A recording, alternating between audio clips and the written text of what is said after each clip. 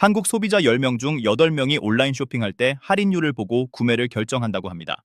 50% 할인, 70% 세일. 이런 숫자 보면 마음이 급해지잖아요. 지금 안 사면 손해 볼 것 같고.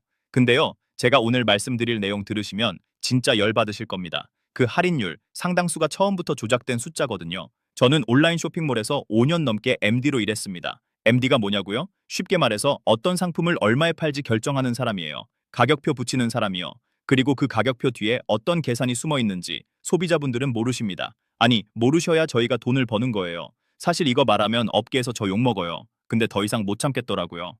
제 어머니가 쇼핑몰에서 80% 할인이라고 적힌 이불을 사셨는데 나중에 보니까 그 정가로 팔린 적이 단 한 번도 없는 상품이었어요.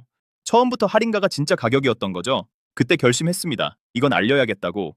오늘 영상에서는 제가 직접 써먹었던, 아니 업계에서 공공연하게 쓰이는 가격 조작 수법 5가지를 낱낱이 폭로합니다. 유령 정가 만들기, 쪼개기 가격, 가짜 타임딜, 비교 불가 전략, 그리고 검색 순위 조작까지. 솔직히 마지막 5번째는 말해도 되나 고민했어요. 이건 진짜 업계 전체가 숨기고 싶어 하는 내용이거든요. 끝까지 보시면 여러분이 지금까지 득템했다고 좋아했던 쇼핑 경험들이 완전히 다르게 보일 겁니다. 그리고 마지막에 제가 드리는 대응법, 이것만 기억하시면 다시는 호구 안 당합니다. 자, 그럼 첫 번째 수법부터 들어갑니다. 첫 번째 수법, 유령 정가 만들기입니다. 여러분, 쇼핑몰에서 이런 거 많이 보셨죠? 정가 10만 원, 할인가 3만 원, 70% 할인. 이거 보면 어떤 생각 드세요? 와, 7만 원이나 아꼈다. 이런 생각 드시잖아요. 근데 제가 질문 하나 드릴게요. 그 10만 원짜리 정가로 이 상품이 실제로 팔린 적이 있을까요? 정답부터 말씀드리면 상당수는 없습니다. 그 정가는 유령이에요. 존재한 적 없는 가격. 이게 어떻게 작동하는지 설명해 드릴게요. 우리 업계에서는 이걸 앵커 프라이싱이라고 불러요. 닻을 내린다는 뜻이에요. 소비자 머릿속에 높은 가격을 먼저 박아놓는 거죠. 그러면 그 다음에 나오는 가격이 아무리 비싸도 싸 보이거든요. 신상품이 들어오면 MD가 제일 먼저 하는 일이 뭔지 아세요? 원가 계산이 아니에요. 정가를 얼마로 설정할까 회의를 해요. 이 상품을 3만 원에 팔 거면 정가는 최소 6만 원은 찍어야 50% 할인이라고 쓸 수 있으니까요. 어떤 데는 10만 원 찍어놓고 70% 대박 세일이라고 광고해요. 처음부터 3만 원에 팔 생각이었으면서요. 이게 불법 아니냐고요? 여기가 교묘한 부분이에요. 권장 소비자가, 시중가, 상품가 이런 애매한 표현을 써요. 정확히 우리가 이 가격에 팔았다가 아니라 이 정도 가치가 있다는 뉘앙스로 빠져나가는 거죠. 근데요, 대법원은 이걸 사기로 봤어요. 실제로 백화점에서 처음 출시하는 신상품을 내놓으면서 한 번도 팔린 적 없는 가격을 정가로 표시하고 세일이라고 광고한 사건이 있었거든요. 원심에서는 소비자도 어느 정도 알고 사는 거 아니냐고 했는데 대법원이 뒤집었어요. 이건 기망이다, 소비자를 속인 거다 라고 판결한 거죠.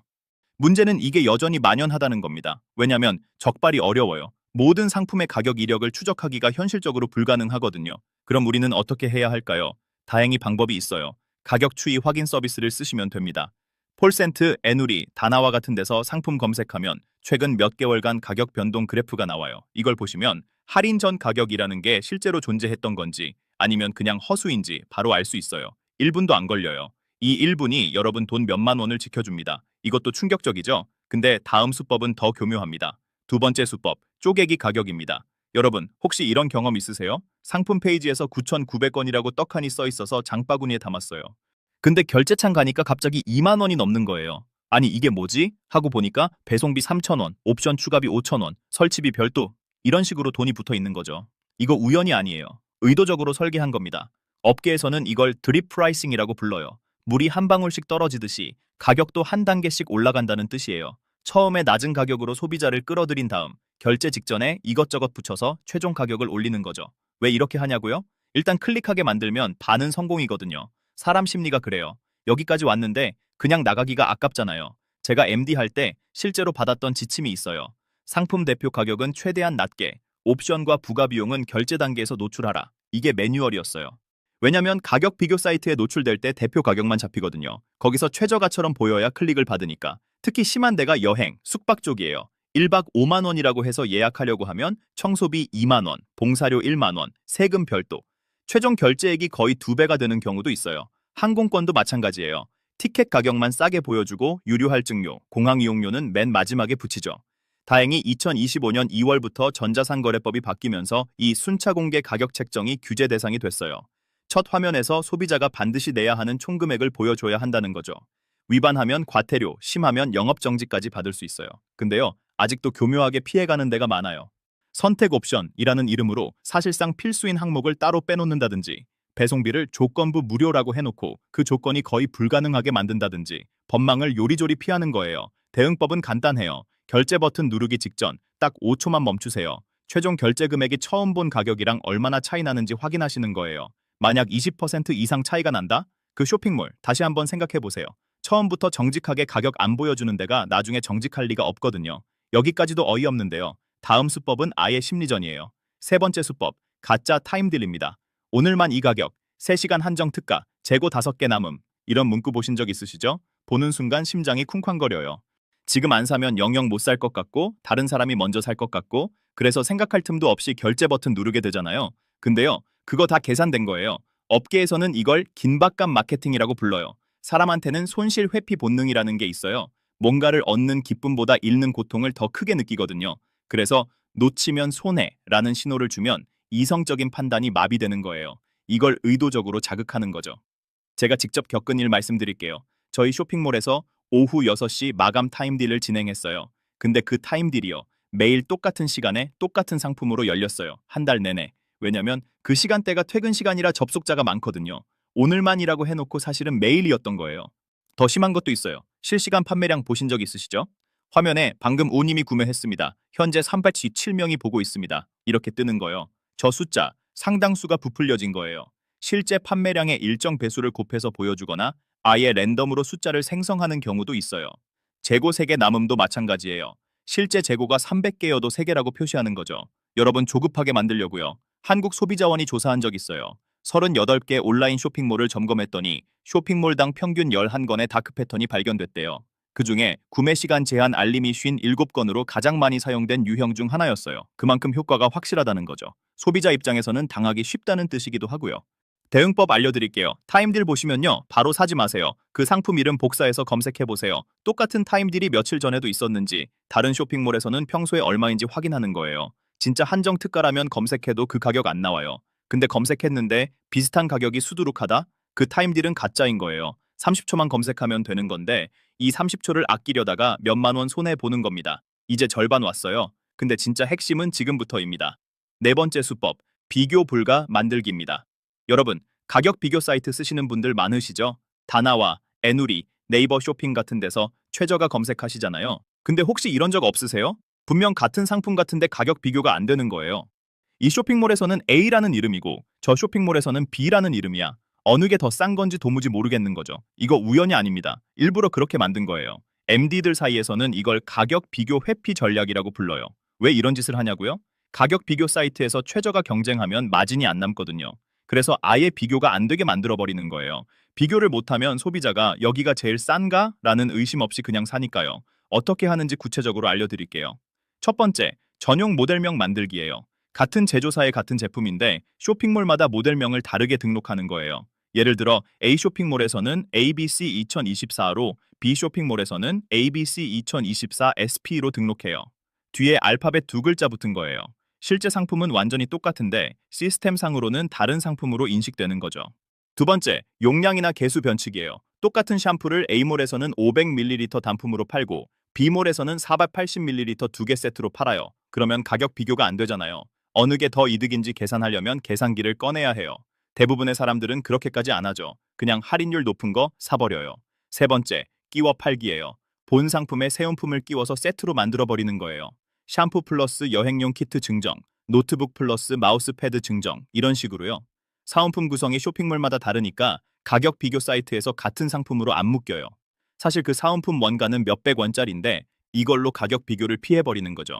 이게 왜 문제냐면요. 소비자가 정당한 비교를 할 권리를 빼앗는 거예요. 시장 경제의 기본이 뭐예요? 소비자가 여러 상품을 비교해서 가장 좋은 걸 고르는 거잖아요. 근데 그 비교 자체를 못하게 만들어버리면 어떡해요? 대응법 알려드릴게요. 밀리리터당 가격, 개당 가격을 직접 계산하세요. 1분이면 돼요. 계산기로 총 가격 나누기 총 용량하면 끝이에요. 이게 진짜 가격이에요. 할인율 말고 이 숫자를 비교하셔야 해요. 그리고 제품 사진 밑에 있는 모델명, 제조사 모델명을 확인하세요. 쇼핑몰이 붙인 이름 말고 제조사 공식 모델명이요.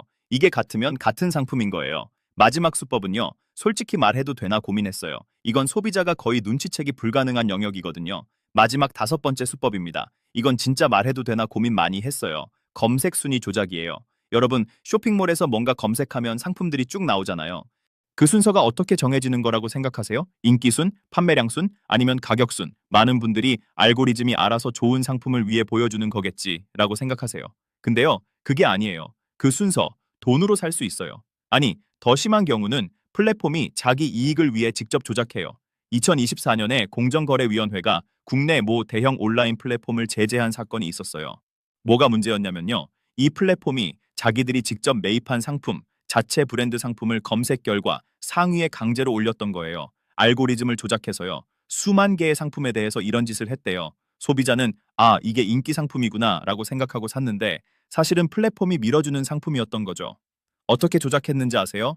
특정 상품의 순위를 지정해서 무조건 상위에 고정시키는 방식이 있었고요.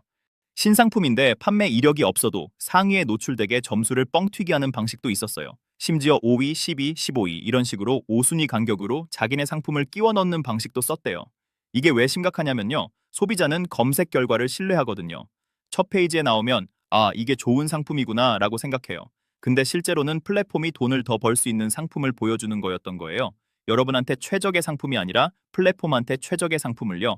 그리고 이건 대형 플랫폼만의 문제가 아니에요. 중소 쇼핑몰들도 광고 상품을 마치 일반 검색 결과처럼 보여주는 경우가 많아요. 작게 AD라고 써놓긴 하는데 글씨가 너무 작아서 잘 안 보여요. 소비자는 추천 상품인 줄 알고 사는데 실제로는 판매자가 돈 내고 올린 광고 상품인 거예요. 진짜 문제는요, 이걸 소비자가 알아채기가 거의 불가능하다는 거예요. 우리가 보는 화면 뒤에서 알고리즘이 어떻게 돌아가는지 알 수가 없잖아요. 그래서 이건 규제 당국이 나서야 하는 영역이에요. 다행히 최근에 적발 사례가 나오면서 조금씩 개선되고 있긴 한데 아직 갈 길이 멀어요. 대응법 알려드릴게요. 검색 결과 첫 페이지만 보지 마세요. 그리고 정렬 기준을 바꿔보세요.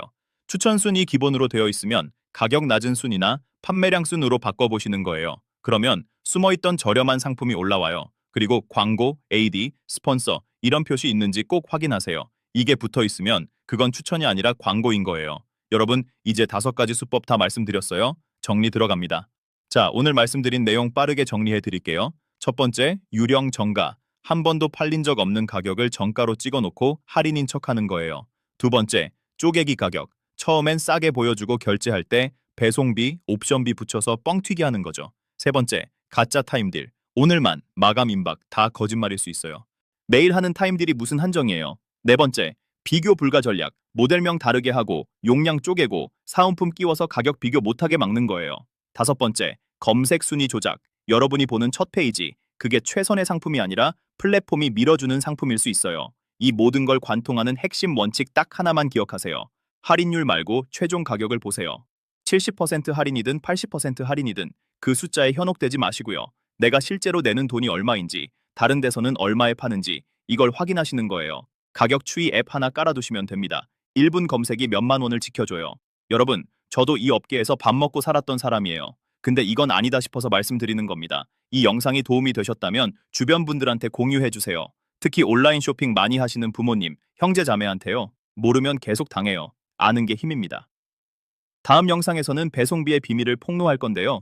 무료 배송이라고 써 있는데 왜 상품 가격이 더 비싼지 그 구조 낱낱이 파헤쳐 드릴게요.